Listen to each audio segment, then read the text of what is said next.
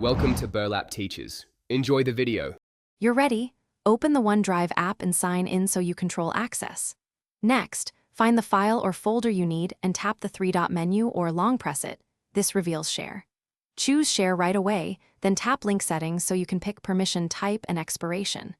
Make sure to set View or Edit and decide whether anyone with the link or only people in your organization can access it. Once configured, tap Apply and proceed to create the link. Now focus on the core, permissions and scope.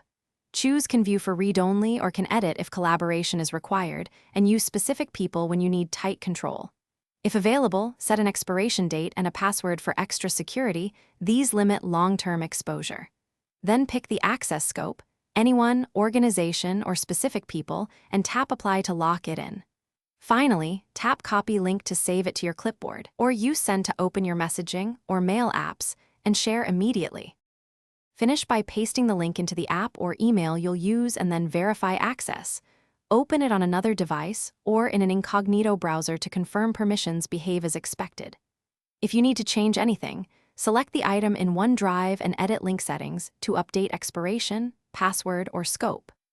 If the recipient cannot access the file, check your sign-in, confirm the chosen access scope versus the recipient's account, and ensure the file still exists. Often one of these fixes the problem quickly.